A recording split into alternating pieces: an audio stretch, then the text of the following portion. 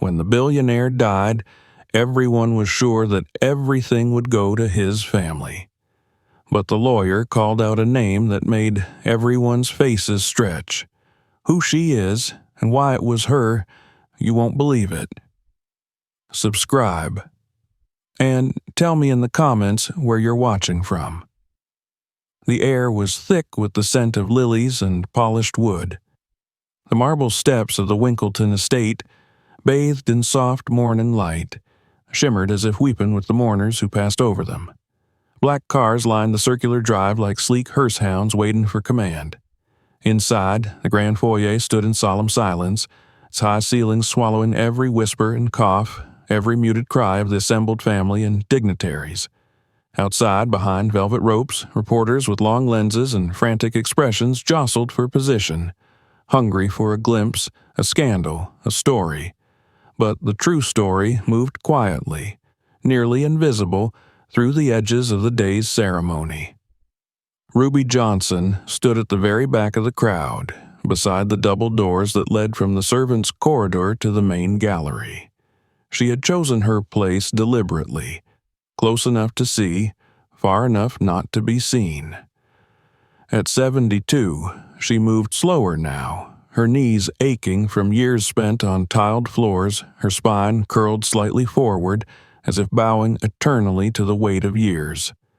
Her dress was simple and black, the fabric heavy, clean, and pressed. She wore no hat, no jewelry, no pearls like the women clustered near the casket. She held a handkerchief folded neatly in both hands, though she had no intention of using it. The minister spoke with solemn rhythm, his voice echoing off the stone walls of the gallery where portraits of the Winkleton lineage loomed like silent judges. Harold Winkleton III lay in the casket, still, pale, refined in death as in life. Ruby's eyes did not flicker at the sight of him. She had seen him ill, gasping in pain. She had seen him furious, drunk, remorseful, and once, just once, gentle. Now he was silent in a way he had never been. And in that silence, the world would change. She shifted her weight, leaning ever so slightly against the paneling behind her, allowing her thoughts to wander. This was not the first funeral she had attended in this room. She remembered the flowers from Eleanor's wake, white roses and violet hydrangeas. She had stood at the back then, too, watching the widow's seat remain unfilled. Harold, a statue of composed grief, the children too young to comprehend loss. Ruby had been barely 30 then, her son just a toddler. Her hands had ached from ironing suits, her body from scrubbing floors, but her mind, sharp as a blade, had catalogued every glance, every silence, every injustice cloaked in wealth's disguise. Today, the children were grown. Lauren Winkleton, Harold's only daughter, sat stiffly at the front, her posture military, her expression carved from stone. A woman who had inherited her father's drive and his intolerance for weakness.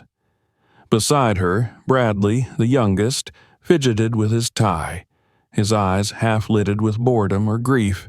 It was hard to tell which. His cheeks were hollow, his mouth set in a sneer even when he smiled. The second wife, Celeste, was draped in black Chanel, her face masked in cosmetic sorrow, her diamond earrings glittering like shards of judgment. The grandchildren, teenagers mostly, whispered to one another behind their hands, their fingers flicking across their phones when they thought no one saw.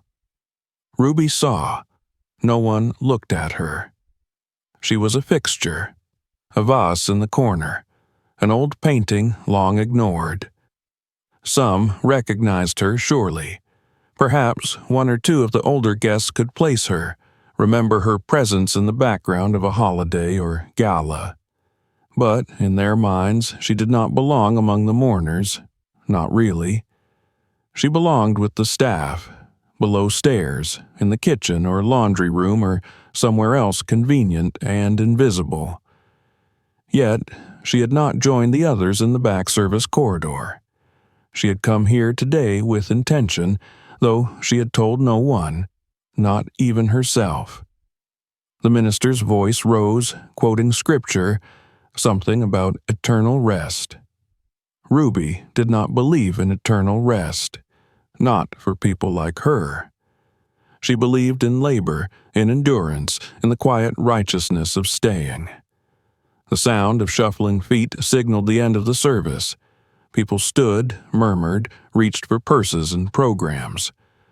Ruby did not move. Her eyes rested one last time on the casket, then turned away. She stepped into the hallway before the others, her feet familiar with every creak in the polished wood floor. She moved through the gallery where oil paintings watched in silence, past the grandfather clock that had once terrified her son with its booming chime.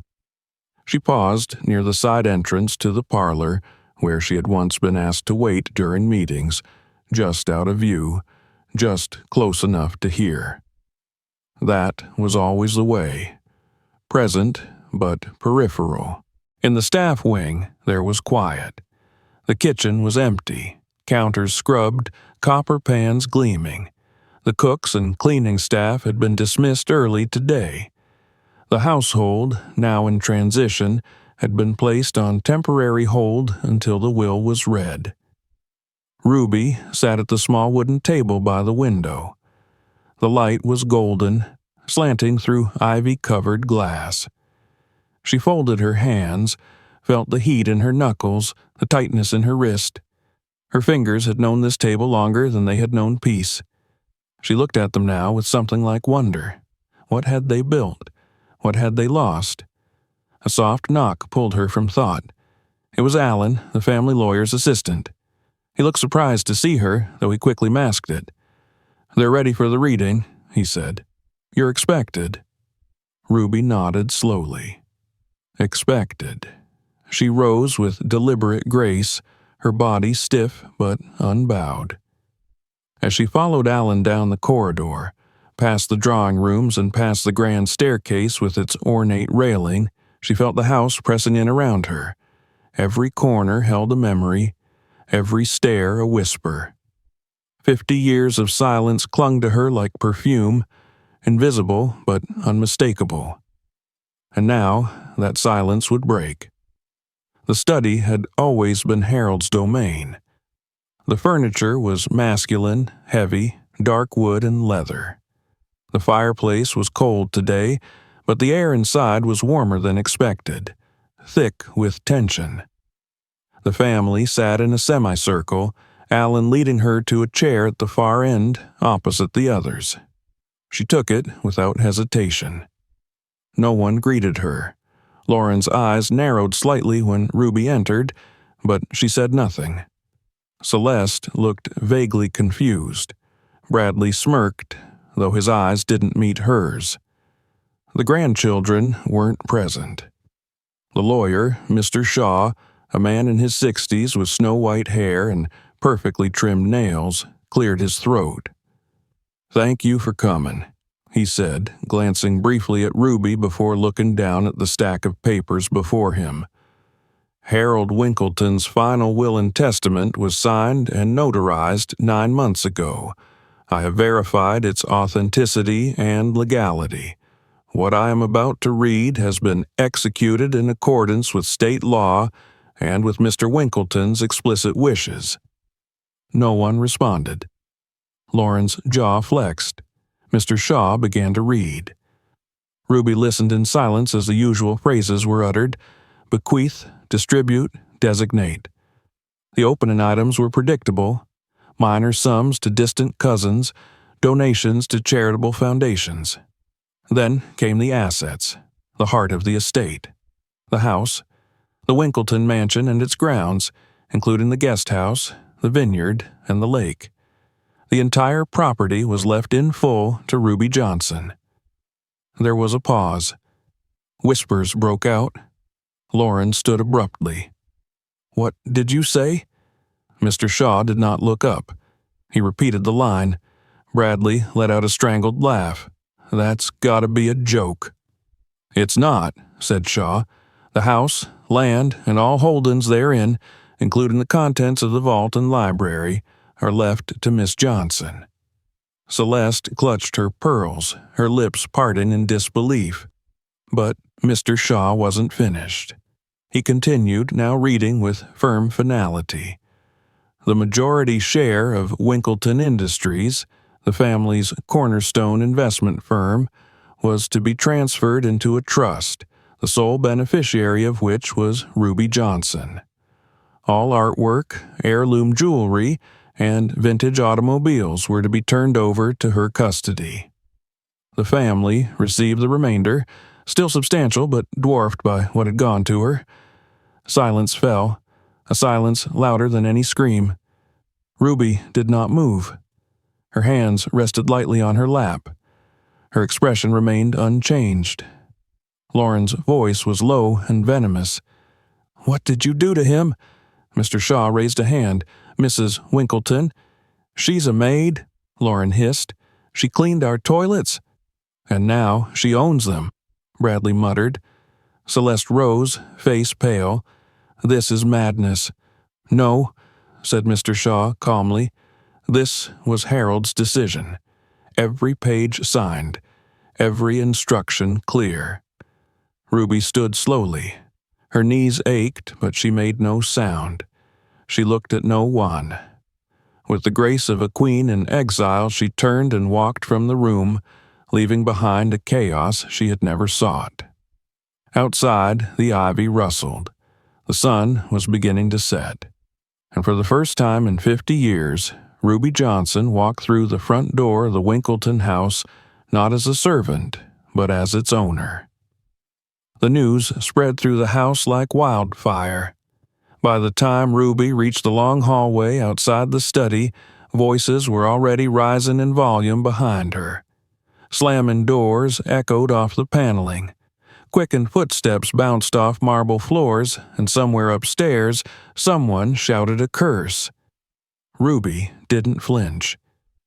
She moved steadily through the corridor, her shoes brushing softly against the rug that had muffled her steps for half a century.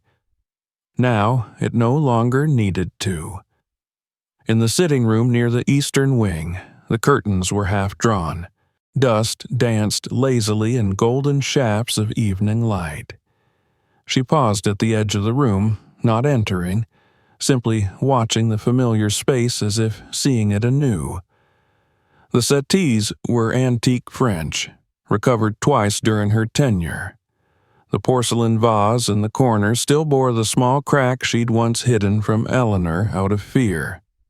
And the fireplace had not seen a true fire in over 20 years, but the scent of old ash still lingered faintly. It was the scent of memory, of endurance. Behind her, the commotion in the study intensified. Mr. Shaw had tried to maintain order, but the tidal wave of disbelief and entitlement had broken loose. Lauren had begun to pace, demanding explanations and legal reviews. Bradley, his face flushed with indignation, had declared the will a forgery and threatened to drag the matter through every court in the country. Celeste, with trembling fingers, had phoned her lawyer before the ink had even cooled on the air. Ruby knew the storm would only build. The Winkletons were not a family that accepted powerlessness easily. She did not return to the kitchen or the servants' quarters. Instead, she walked slowly toward the back garden, where the sun hung low over the vine-covered stone wall. The gate to the rose garden was open, as it had been every spring for as long as she could remember. She followed the stone path that wound through the tall hedges, the gentle crunch of gravel beneath her feet the only sound for a time. Birds chirped in the distance, indifferent to the crumbling legacy behind the house. In the garden's center, near a small stone bench where Eleanor once took her tea, Ruby sat. Her hands rested on her knees. She stared ahead at the blossoms, their colors rich and vibrant despite the cool breeze that crept in with the fading light. Her thoughts were neither triumphant nor vengeful. If anything, they were numb. Her body was tired, but her mind moved restlessly, sifting through the fragments of the past 24 hours. She had not known. Not truly.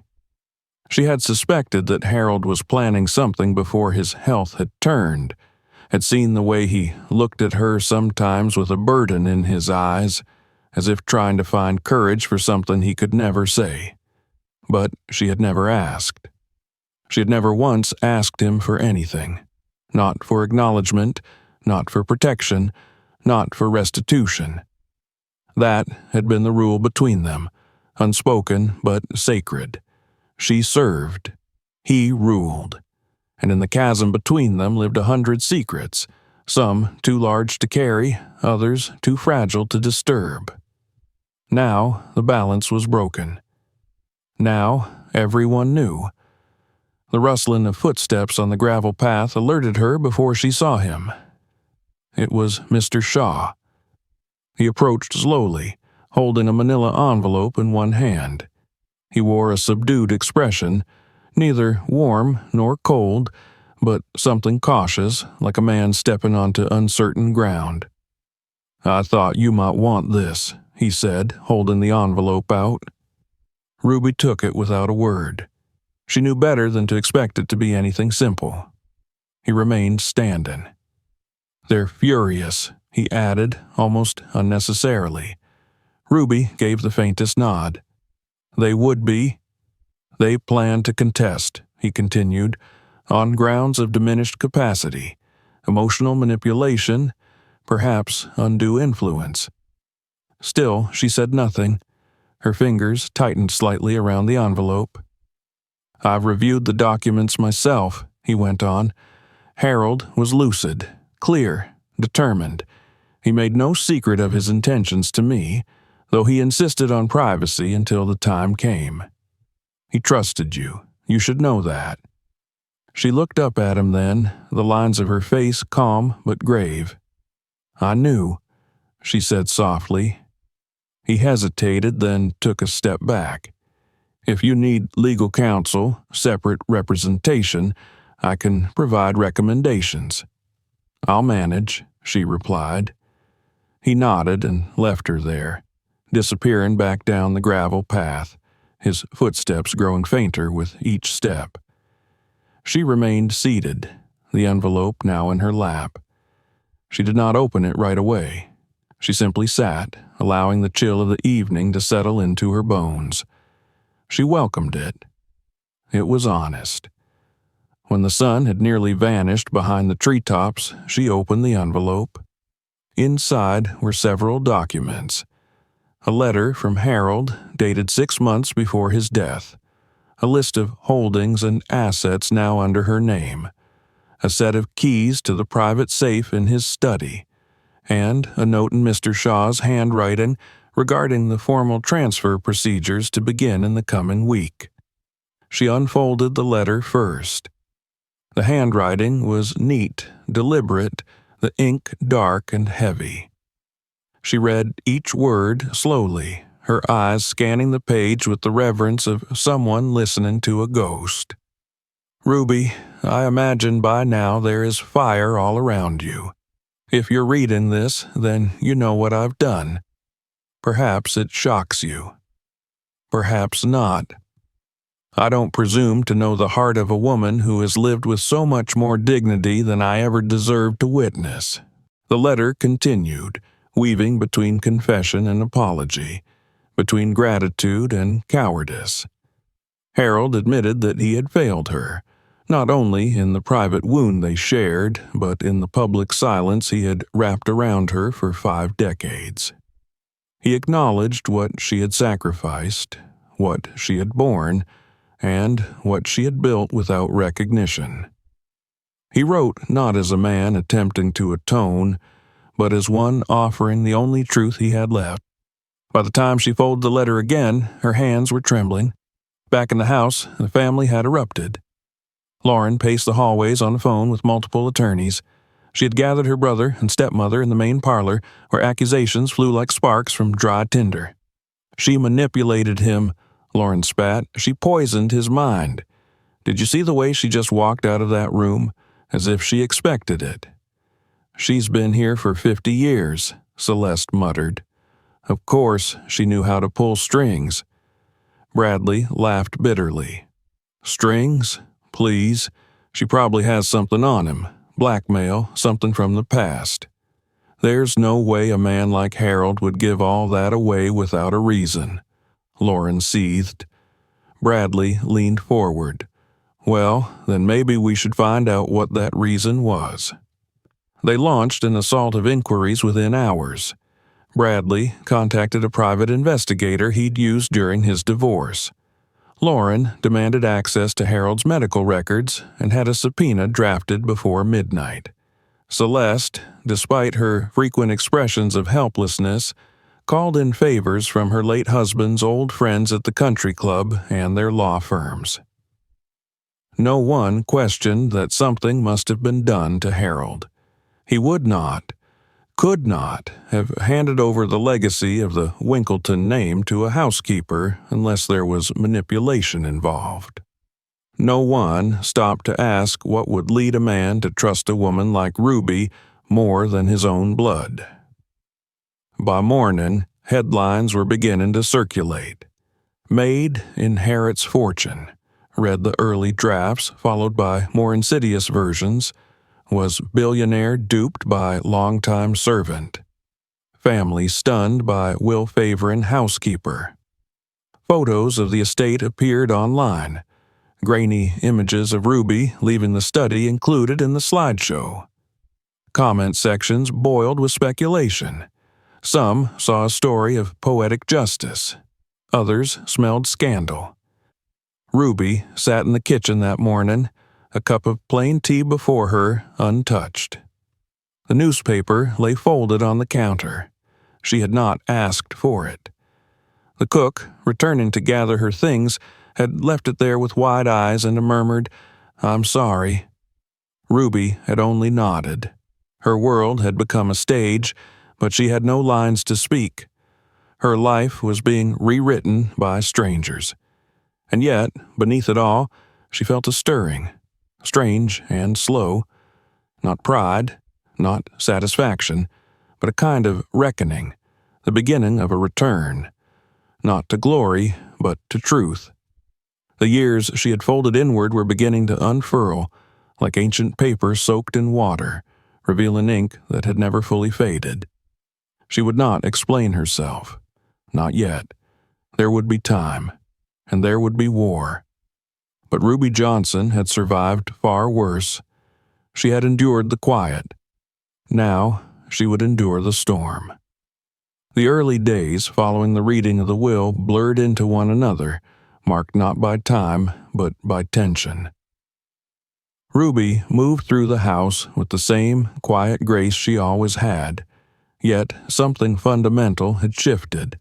Rooms that once felt distant now felt too large, too filled with memory. The staff no longer looked at her the same way, those who remained anyway. Some greeted her with guarded respect, others with confusion, and a few with unease, unsure how to navigate the transformation of a woman they had long considered a fixture of the household into the sole inheritor of its legacy. But Ruby did not dwell on their glances or hushed conversations. Her mind had turned inward, spiraling backward into corridors of memory that time had sealed behind heavy doors. Now, those doors were opening one by one, releasing scenes not as they had been romanticized or blurred, but as they truly were, sharp, aching, and unsparing. She remembered the day she first walked through the Winkleton gates. The year was 1971. The bus ride from East Newbridge had been long and humid, the windows fogged with breath and heat. She was 23 then, a mother with a 6-month-old son, Daniel, swaddled in a borrowed blanket and left for the afternoon with a trusted neighbor. Her shoes were too tight, her dress too thin, and her nerves a tight wire beneath her skin. She remembered standing at the iron gate, heart pounding, as the butler eyed her resume without expression and led her around to the servants' entrance. She had not been surprised. She had expected nothing else. The interview was brief. She was offered part-time work, cleaning the lower floors 3 days a week. The pay was modest but steady, and she had accepted without hesitation. That first week had nearly broken her. The house itself was a world apart. Marble floors, towering ceilings, chandeliers whose prisms scattered rainbow light across polished wood. She had never seen such grandeur, never imagined living in its orbit. She learned quickly, adapting to the schedule, memorizing names, routines, preferences. Eleanor Winkleton, the matriarch, had a sharp tongue but a fair nature. Her voice carried through the halls with clipped elegance. Her heels click in a staccato rhythm Ruby would grow to recognize from 3 rooms away. Harold, then in his late 30s, had been a different presence entirely. Absorbed in the growth of his financial empire, he was a man of brief nods and colder silences. Ruby barely interacted with him during her first months. When she did, it was through the filter of hierarchy. She was the invisible hand that smoothed bedsheets, polished silver, and disappeared before the family descended for dinner. It was Eleanor who first extended something that resembled kindness. During a particularly grueling summer storm, when lightning knocked out the east wing's power, Ruby had remained behind to help secure windows and mop water. Eleanor had noticed. The next day, Ruby's hours were extended. A few weeks later, she was offered a room in the staff quarters. It was small and plain, but it gave her proximity, and a chance to stabilize the foundation beneath her and her son. She never spoke of Daniel in the house. Not to the family. Not to the staff. His existence was a quiet ache she carried in the curve of her spine, in the photographs tucked beneath her mattress. She rose before dawn each morning, cleaned until nightfall, and spent her few hours off writing letters to him for a future she hoped would be different from her own. But even silence has a voice. In time, Harold noticed her. It began with small things. He would see her in the hall and offer a nod instead of the usual blank glance. He asked for her opinion on the arrangement of furniture once, whether a vase belonged by the window or near the fireplace. She answered softly, thinking nothing of it. But he asked again a week later, this time about a menu item, whether a dish served at a luncheon had been too rich. And again, the week after, about the efficiency of a new staff member. These questions, though casual, began to accumulate, forming a thin thread between them.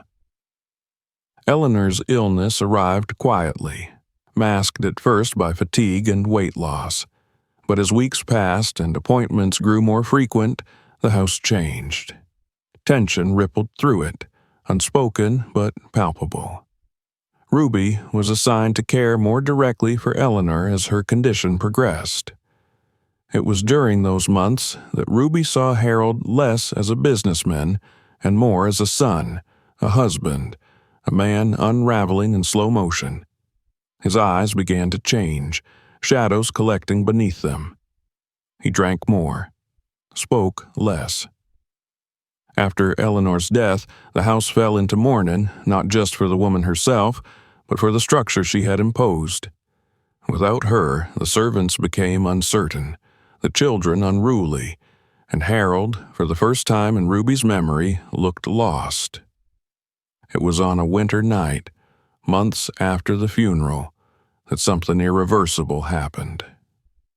The snow had fallen heavily, silencing the grounds in a muffled white hush. Ruby had remained late to oversee the fireplace maintenance. Eleanor's study had begun to collect a draft since her passing, and Harold insisted it remain intact, untouched as she had left it. Ruby was alone in the room, adjusting the iron grate, when Harold entered. She had straightened instantly, preparing to leave. but he stopped her with a wordless motion. He stood by the window for several minutes, saying nothing, until at last he spoke, not to her, but to the room. She hated the silence, he said. Used to play that damn harpsichord just to fill it. Ruby had nodded, unsure what response was expected. I don't, he continued. The silence lets you hear what you buried. He had turned then, his gaze resting on her not with command, but with need. A need she did not fully understand nor encourage, but one that folded around them like the snowfall outside. That night, and only that night, something broke between them. Something long restrained gave way to something raw, lonely, and irreversible. The next morning, neither of them spoke of it, nor did they the day after, or the week after that. It became a mutual forgetting, an act preserved in silence, entombed beneath the routine of class and custom. But from then on, Harold changed toward her. His glances were softer, his questions more frequent. He began leaving notes, small things, reminders, sometimes accompanied by flowers from the garden. When Ruby discovered she was pregnant, she told no one. She continued to work, continued to clean, to scrub, to serve. Her belly grew slowly, but the staff had always known her to wear loose clothes to keep to herself. When she took time away to give birth, it was explained as illness, and no one questioned it. She left Daniel with a trusted cousin across town and returned to work within weeks. Her eyes were tired, her hands always trembling, but her resolve hardened. One day, as she passed Harold in the hall, he paused. His eyes lingered. Then he spoke, low and deliberate. Is he mine? She had not answered. He nodded, as if that was answer enough. He never acknowledged Daniel publicly, never dared to, but over time, Ruby noticed that money arrived for Daniel's care.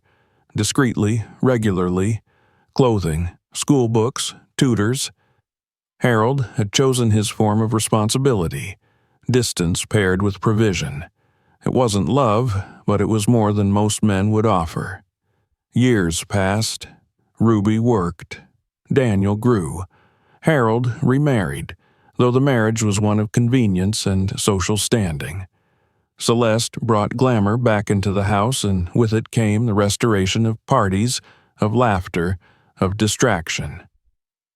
Ruby remained in her post, her life now bifurcated between the demands of the estate and her private visits to her son.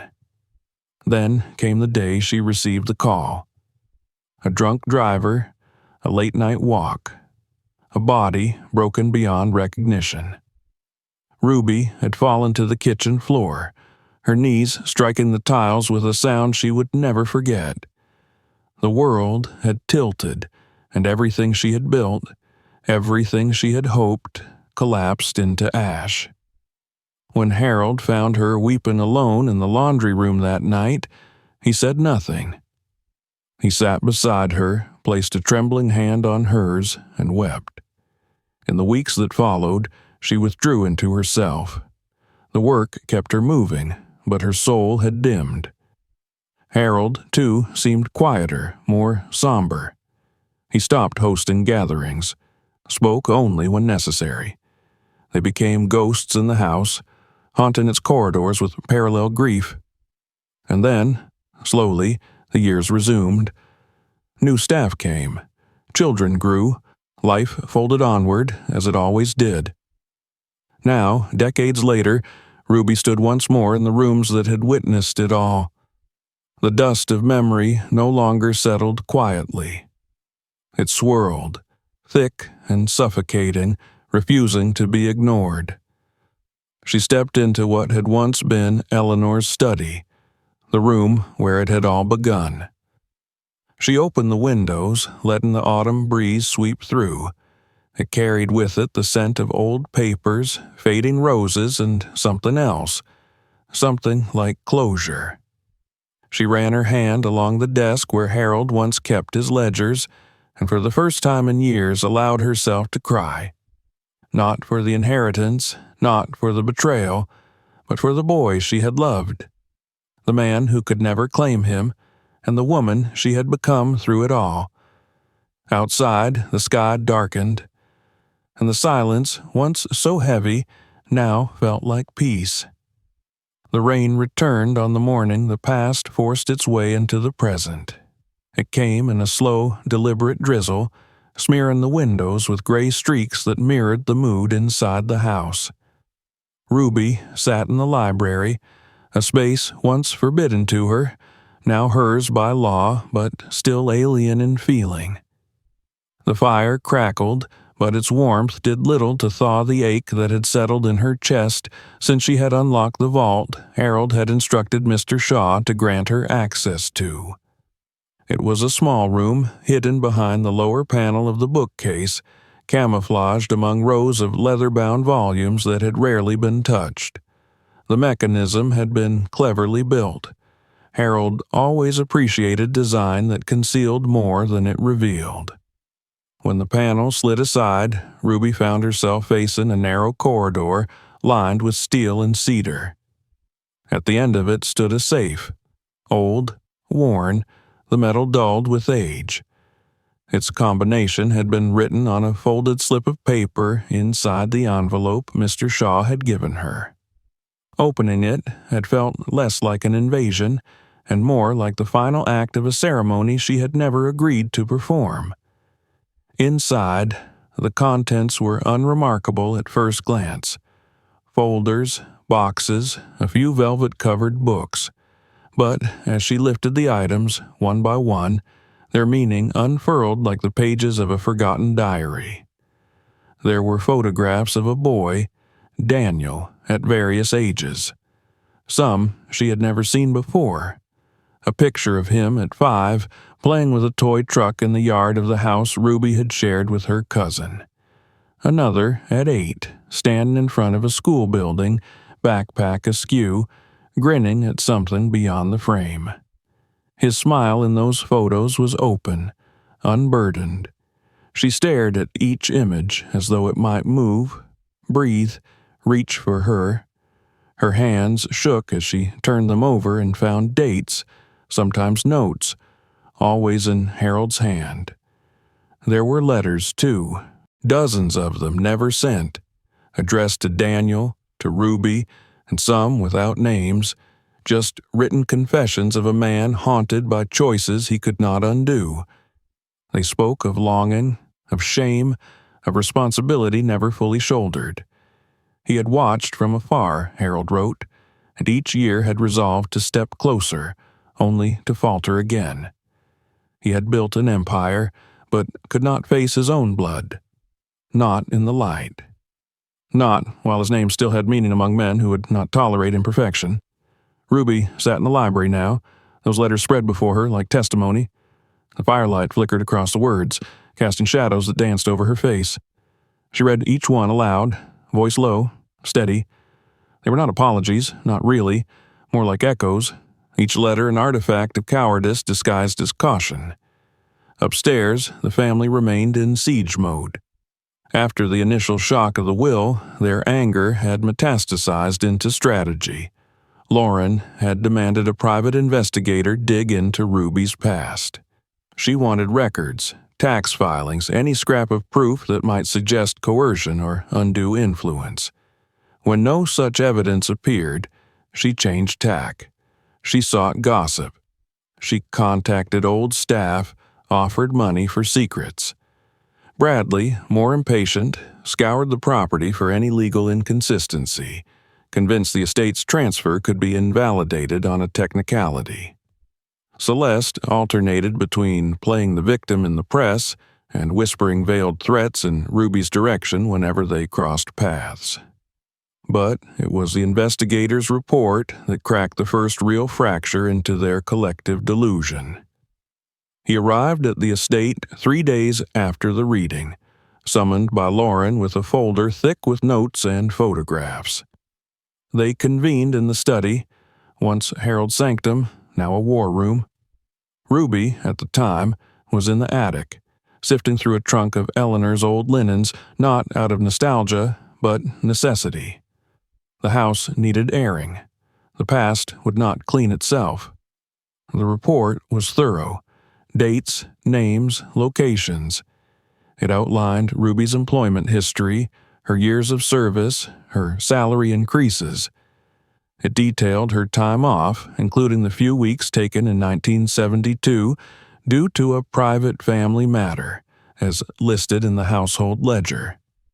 Most damning of all, it identified Daniel Johnson, including a birth certificate that listed Harold Winkleton as the father, though the document had never been filed in a court or made part of the public record. Lauren turned the page slowly, her lips pressed into a bloodless line. Her eyes scanned the black and white image of Daniel's school portrait at age 11, the resemblance to her father undeniable. She said nothing for a long time. It was Celeste who broke the silence. So she was his mistress. Bradley scoffed. No, it's worse than that. She was his shame. Lauren stood and moved to the window, the paper trembling slightly in her hand. He gave it all to her, not just the money, the house, the name, everything, because of this. Because of guilt, Celeste spat, because he couldn't bury it deep enough. Because he loved them, Bradley said quietly. Lauren turned. No, he loved himself. This was his way of cleansing it, making peace before he died. But the question they could not say aloud, not even to themselves, was simpler, crueler. If Harold had loved that boy, why had he never claimed him? They did not understand the weight of legacy. They had only ever carried entitlement, not shame. Later that evening, when the house was quiet and the storm outside had thickened into a relentless downpour, Ruby placed the final letter back into the box. Her hands were dry now. Her tears had stopped, not because the pain had dulled, but because it had settled into something colder, heavier. She understood, at last, what Harold had tried to do. He had built a vault for his guilt, a place to house the parts of his life he could not bear to see in daylight. And, in doing so, he had preserved Daniel in memory more carefully than he had in life. It was not enough, but it was what he could give. She closed the box and locked the safe, knowing the family would learn of its contents soon enough. The investigator's report had already confirmed the outlines. The details would follow. She would not resist it. Let them see, let them know. What she had not expected was how the public would react. The next morning, the first headline appeared on a national site. Billionaire's hidden heir, the housekeeper, the child, and the scandal. It included a photograph of Daniel side by side with a Harold's younger image, the resemblance undeniable. Commentators speculated wildly. Television anchors theorized motives. Some framed it as a story of tragic love. Others cast Ruby as a seductress, a woman who had traded service for favor. A few, more thoughtful, more honest, asked why a man with so much power could not find the courage to name his own son. Journalists camped outside the estate. Drones hovered above the grounds. The gates, once ornamental, were now barricades against intrusion. Inside, Ruby remained silent. She did not issue a statement. She did not speak to reporters. When offered interviews with seven-figure contracts, she declined them all. Her silence became its own story, interpreted a dozen ways depending on the angle of the lens. Lauren, sensing the tides shifting, tried a new tactic. She requested a meeting with Ruby directly. They met in the drawing room, the same space where Eleanor had once hosted diplomats and debutantes. Ruby wore black, as she often did, not in mourning, but in quiet declaration. Lauren arrived in a sharp gray suit, her face professionally composed. For several minutes neither spoke. Then Lauren said, "You think this makes you powerful?" Ruby looked at her without blinking. "No." Lauren's mouth tightened. "My father was a brilliant man, But he was weak, especially around people who served him. He mistook obedience for virtue. Ruby stood. "You think I wanted this?" "I think you planned for it," Lauren said coldly. Ruby stepped toward the window, looking out over the garden where Daniel once played. "I planned to survive. That was all." Lauren rose, her voice harder now. "The truth doesn't make you a mother. It makes you a liability." Ruby turned slowly. "No, Miss Winkleton. The truth makes you uncomfortable. That is different." The conversation ended there. As Lauren left, she passed the photograph of Daniel now displayed in the main hallway. She did not look at it. Upstairs, in Harold's former bedroom, Ruby returned to the small cedar box she had kept hidden under his side of the bed. It was filled with artifacts of Daniel's life, his drawings, his baby shoes, a worn copy of the Velveteen Rabbit with corners chewed from teething. Things she had never dared bring into the house before. She placed the book on the nightstand. The past was no longer behind iron doors. It was in the walls, in the floorboards, in the very air they breathed, and the house would have to learn how to live with it. The silence in the Winkleton estate had grown heavier. Not the comforting kind that descended after a long day of labor or laughter, but a charged stillness, like air before a storm. Ruby moved through the house not as a ghost, as she once had, but as something older and deeper, like the bones beneath its foundation. The marble beneath her feet seemed to remember her steps, and the walls, long accustomed to muting her presence, now echoed faintly with her passage. But there were no voices. Not anymore. No instructions shouted across parlors. No questions about linen deliveries or dinner service. No idle gossip in the laundry room. The house, vast and richly adorned, had become a hollow cathedral of memory. Lauren, Bradley, and Celeste still occupied their respective corners of the estate, clinging to its edges like trespassers refusing to admit they no longer belonged. They came and went with clipped words and cold glances. Their conversations, if any, were brief and strategic, often ending in slammed doors or terse phone calls. They no longer confronted Ruby directly. The scandal had muted their bravado, and in public the tide was turning against them. The story of Daniel had pierced the public's imagination. The narrative of a powerful man hiding a child from the world and a loyal woman serving his household while grieving in silence had become a kind of legend. Ruby had not asked for this, had never sought to be a symbol, and yet the house that once belonged to privilege now held the weight of testimony. It was a rainy Thursday afternoon when Ruby finally ascended the stairs to the east wing. Her destination was deliberate. The nursery. The room had been locked for years, the key long forgotten, the space ignored after Eleanor's death. It had once been a place of light and lullabies, of rocking chairs and white-painted cribs. She had not entered it in over 3 decades, not since her own son had wandered into it during a visit and pointed at the mobile of stars that hung from the ceiling with wide, curious eyes. The door creaked open after she forced the rusted latch. Dust billowed outward, soft and slow like breath. The room was faded, the wallpaper curling at the edges, the once bright curtains dulled by time. Toys lay scattered, their colors dimmed. A rocking horse leaned at an odd angle in the corner. The crib stood empty, draped in a sheet yellowed with age. She stepped inside and stood still, letting the silence settle around her. Her hands remained at her sides. She did not touch anything, not at first. She simply looked. At the walls where faint markings still indicated a child's height at various years.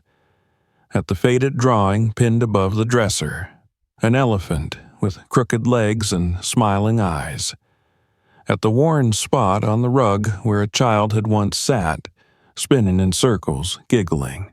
The air was thick with dust, but also with memory. This was a room that had been closed not just with a key, but with a grief no one had spoken aloud. When Harold's children outgrew the space, it had been shuttered, deemed unnecessary. Too many memories, Celeste had said. Better to move on. The door was closed, then forgotten. But Ruby had never truly forgotten. She had simply chosen never to reopen that door, not literally, not in her mind. Now it beckoned her with a kind of weary pull. She moved slowly to the window, wiping a clear path in the grime with the sleeve of her dress. The garden below, overgrown and untrimmed, stretched out like a neglected promise. The roses Daniel had once chased butterflies through were now tangled and thorny.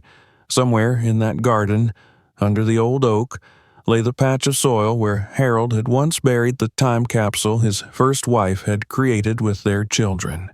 Ruby remembered watching him do it, standing from a distance, holding a laundry basket in one hand and a sadness in the other.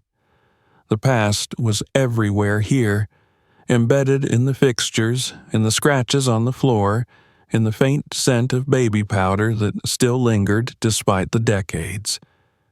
Ruby turned and opened the closet. Inside were boxes labeled in Eleanor's elegant script. Baby clothes, old blankets. She pulled one free and held it against her chest. It was absurdly small, pale blue with a pattern of stars. Her breath caught.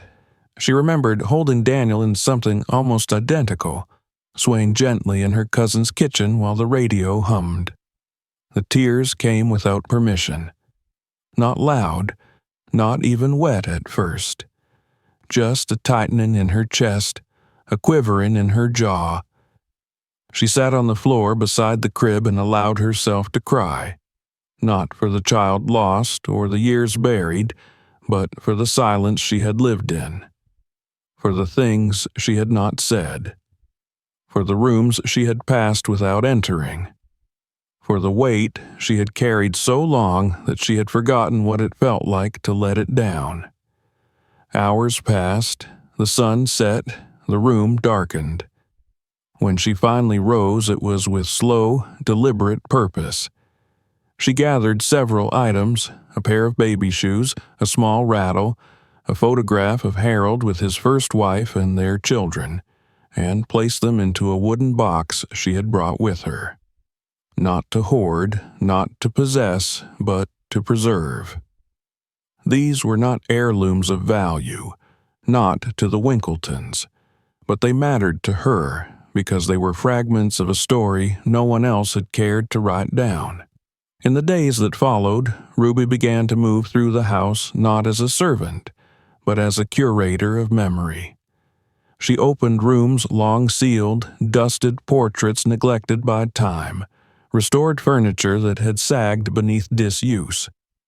She repainted the music room, aired out the winter parlor, and replaced the cracked glass in the greenhouse where Harold had once attempted and failed to grow orchids. She did not do this for the family. She did not even do it for herself. She did it because the house deserved it. It had held too much, too long, without witness. She did not inform the others of her activities. Let them stew in their resentment. Let them sulk in guest rooms they no longer legally owned. The house was no longer theirs to command. Their presence was temporary, tethered to legal technicalities and a stubborn refusal to let go. They watched her from a distance, confused by her silence, unnerved by her steady reclamation of space.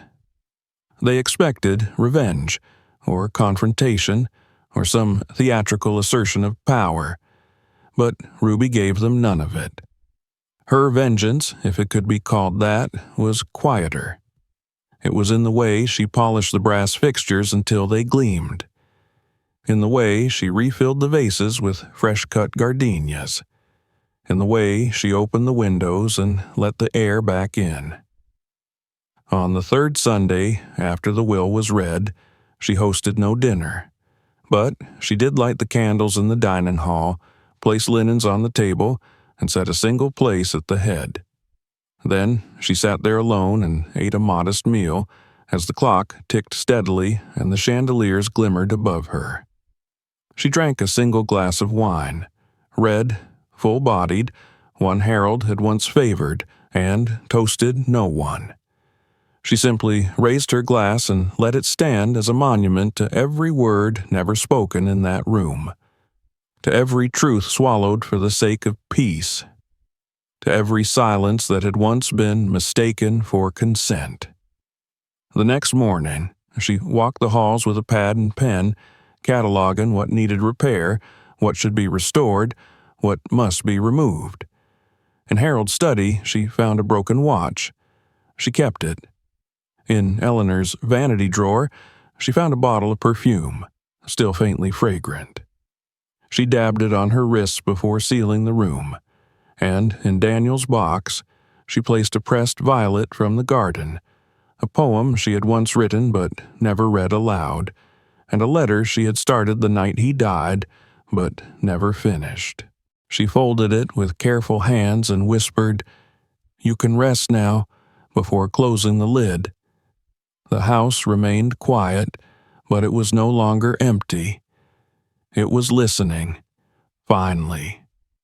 The days slipped past without fanfare, each one folded into the next like pages in a book no longer meant to be read aloud. The Winkleton estate stood beneath the November sky, its grandeur dulled beneath the creeping hands of bare trees and gathering wind. There was a hush in the air, not the innocent silence of peace, but the kind that arrives before a verdict, thick with the weight of judgment. Ruby felt it pressing through the walls, through the windows, through the very wood of the floors she had once scrubbed until her knees bled, but she no longer bowed her head. She had learned the language of silence, and now it spoke on her behalf. The family remained inside the house, bitter and fragmented. No lawsuit had yet been filed, though murmurs of litigation passed through the corridors like ghosts.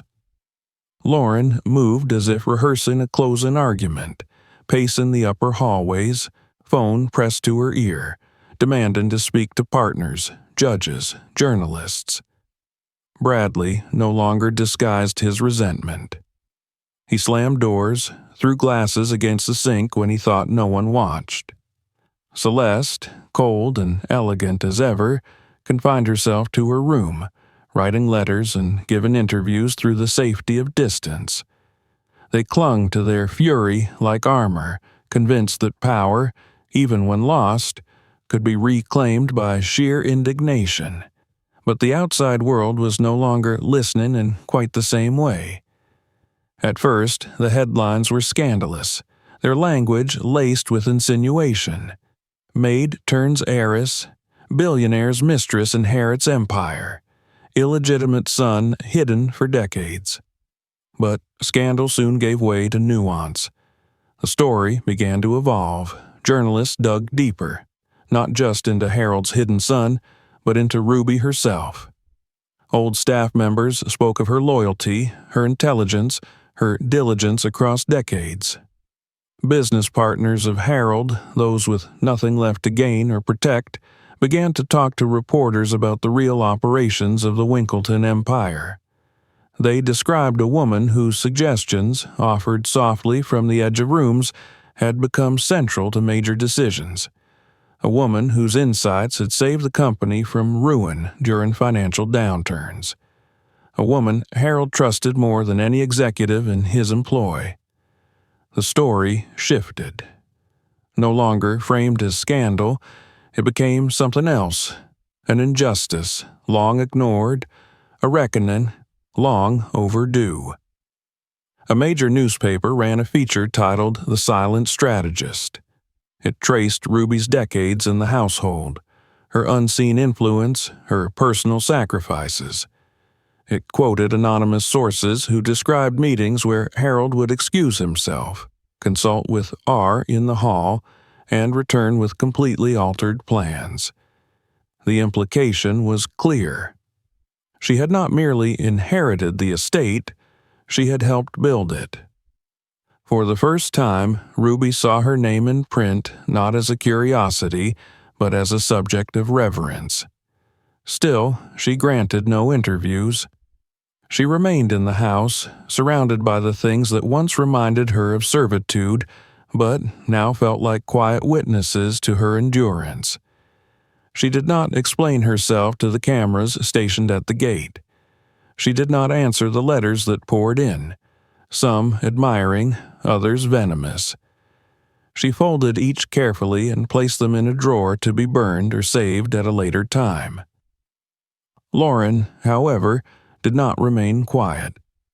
Frustrated by the unraveling narrative, she took her fury public. She appeared on morning shows, composed op-eds, insisted the inheritance was a product of manipulation and exploitation. She accused Ruby of preying on her father's vulnerability, of orchestrating his decisions during his final years.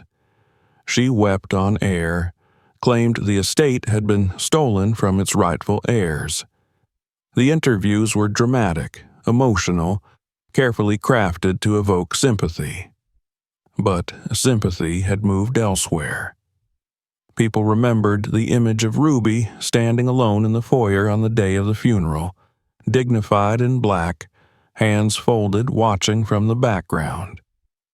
They remembered the way she had not spoken when provoked, the way she had not defended herself with anger or accusations. They watched Lauren's performances and found them hollow, shrill. A week after Lauren's last interview, a former board member of Winkleton Industries published an essay titled, "I Took Orders from the Maid." In it, he described a woman who knew every detail of the company's operations, who attended no official meetings, but whose analysis shaped major strategies. He recounted Harold referring to Ruby as "my compass," and admitted that many of the company's most profitable moves came after one of her private reviews. The article went viral. The shift in public opinion turned the family's fury inward. In private, they began to fracture. Bradley accused Lauren of dragging the family name further through the mud. Celeste, always concerned with optics, quietly withdrew her threats of legal action. They no longer confronted Ruby directly. They avoided her altogether. But she knew their silence was not peace. It was fury without traction. It was rage without audience. The estate began to receive letters from strangers. Some shared their own stories of servitude, of invisibility, of inherited silence. Others offered gratitude. A few sent gifts, paintings, poems, flowers. Ruby placed them in a separate room, not as trophies, but as offerings in a museum of endurance. She knew what it meant to be heard after a lifetime of muting one's voice. She did not bask in it. She bore it. One afternoon, a woman knocked on the front door. She was young, early 20s, thin and nervous. She held a folder of papers and introduced herself as a law student from the city. Her grandmother had been a maid, her mother a nurse. She had read every article, followed every development. She asked for 5 minutes. Ruby invited her in. They sat in the front parlor. The girl explained her thesis, a paper on legal invisibility, on how certain lives existed within the law without recognition. She asked if Ruby would answer a few questions. Ruby agreed. For the first time, she gave voice to her experience. Not the scandal, not the inheritance, but the years, the hours, the choices. She spoke of Eleanor's cold kindness, Harold's evolution, Daniel's birth, his death. She spoke not with emotion, but with clarity. The girl listened, writing nothing, tears collecting at the corners of her eyes. When Ruby finished, they sat in silence. Then the girl rose, thanked her, and left. It was the first of many such visits. Within a month, universities began requesting permission to study the case. Law schools debated the ethical implications. Sociology departments examined the intersection of class, race, and silence. Ruby said little, but she gave permission. Let them learn. Let them finally see what had always been in front of them. Lauren, furious at being ignored, filed a formal challenge to the will. The paperwork arrived in a stiff envelope delivered by courier.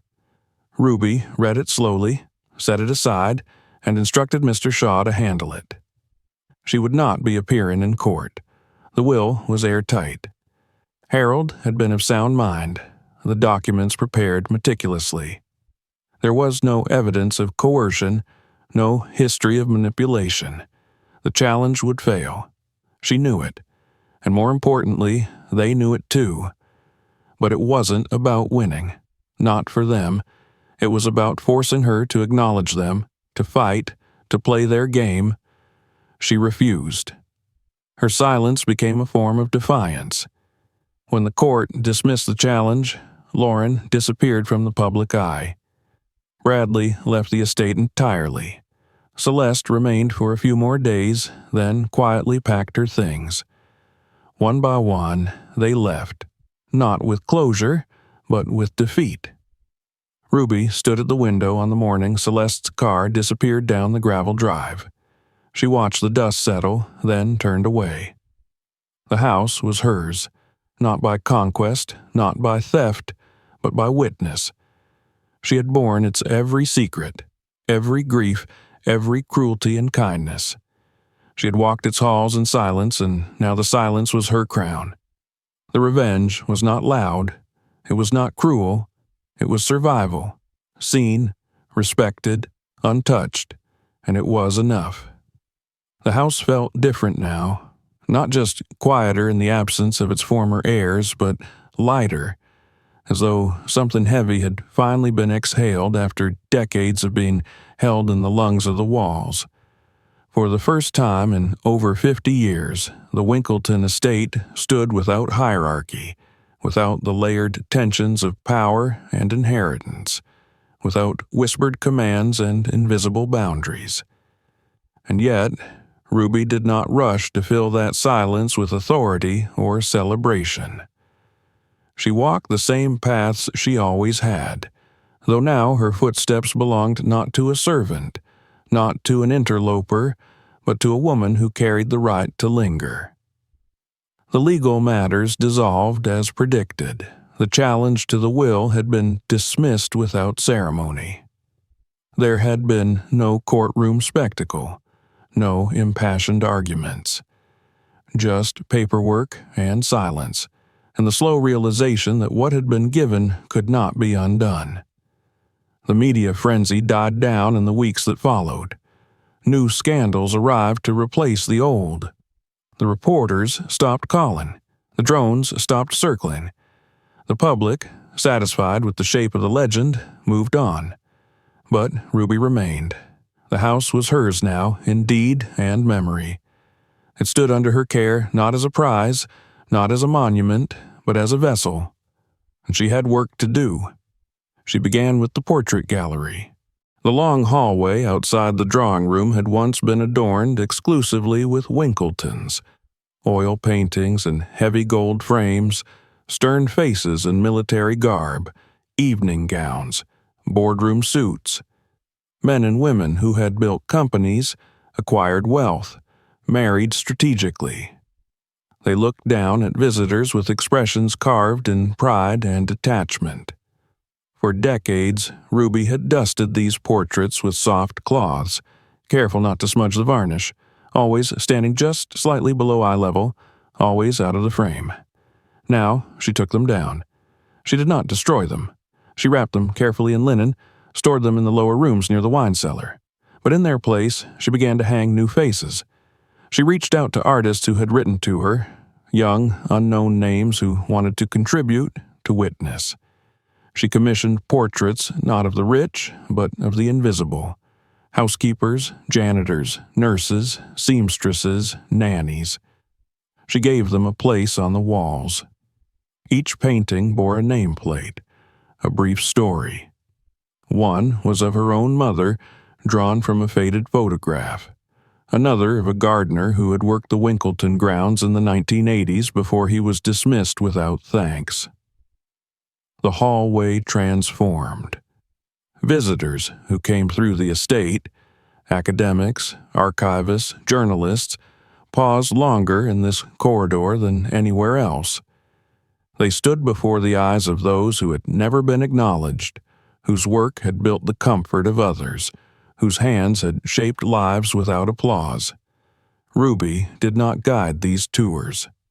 She watched from a distance, her arms folded, her heart steady. In the library, she created a reading room for domestic history. She stocked it with books on labor, race, gender, class. She added works of fiction written by those who had lived lives like hers, stories of endurance and quiet rebellion. Donations began to arrive, books, letters, photographs. People from around the country sent items from their grandmothers, their aunts, their great-uncles. One woman mailed a handwritten diary from her great-grandmother, a cook who had worked in a Virginia estate and never been paid. Ruby placed it in a glass case. Word spread. Universities requested to host lectures at the house. Community leaders asked to collaborate. Ruby agreed cautiously. She allowed the first event to be a gathering of domestic workers' descendants, people whose ancestors had served in silence. They came from all over: New York, Atlanta, Chicago, New Orleans. They sat together in the dining hall, not as servers, but as honored guests. Ruby watched them move through the house, heads held high, and for the first time since Daniel's death, she smiled without pain behind it. On the anniversary of Harold's death, Ruby made a rare public appearance. She stood before a group of invited guests, mostly educators and advocates, and spoke without notes.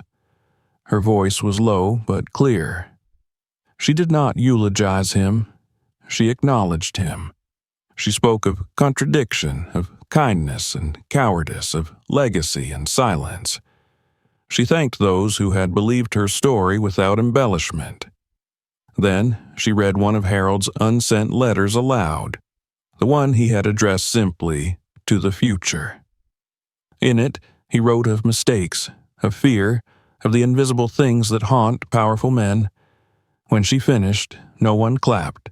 They stood in silence. After the gathering ended, Ruby walked alone to the garden.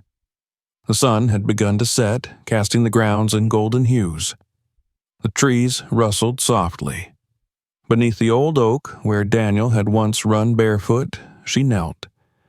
She had planted violets there in the spring, and now they bloomed. She touched one gently, her fingers trembling not from grief, but from memory. "I kept it," she whispered. "I kept it all." She remained there until the moon rose. Then she stood, her knees stiff but strong, and returned to the house. Months passed. She established a foundation in Daniel's name. Its mission was simple: to provide educational support for children of domestic workers. She endowed it with a part of the estate, enough to run for decades. She did not sit on the board. She did not require her name be listed. She met with the staff once, thanked them, and stepped away. The work, she said, must not orbit her. It must outlive her. In the spring, she opened the house to the public on Sundays. Tours were limited, quiet, respectful. She trained a group of young docents, all first-generation college students, to lead them. They learned not only the history of the Winkletons, but the deeper history, the untold one. They told it without bitterness, without spectacle. Just truth. Ruby took no salary. She lived simply, as she always had. Her room remained the same, modest, light-filled, lined with books and photographs.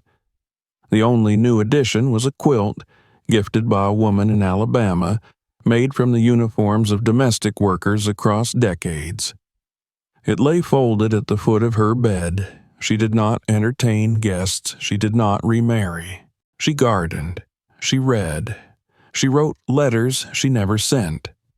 When she walked the halls, the staff, few as they were, stood not because they had to, but because they chose to. One morning, she received a letter from a girl named Elise, 17. Her mother worked 2 jobs. She had read about Ruby in an article used in her civics class. "I didn't know people like us could matter in stories," she wrote. "Thank you for showing me otherwise." Ruby placed the letter on her desk beside Daniel's photograph. Later that week, she hosted a small group of young women in the drawing room. They sat in a circle. No hierarchy, just stories. One by one, they spoke of their families, their fears, their hopes. Ruby listened. She said little, but when they left, each one hugged her, and in their eyes, she saw something she hadn't seen in a long time. Not pity, recognition. When asked later by a journalist how she had survived so much, Ruby answered with 5 words: "I watched, and I remembered." She did not write a memoir. She refused television appearances. When a biographer sent a proposal, she returned it with a single line: "Some things are better left in the walls." The estate continued as a living archive, not of a man's wealth, but of a woman's witness. Ruby grew older. Her hair whitened, her bones ached, but her gaze remained sharp.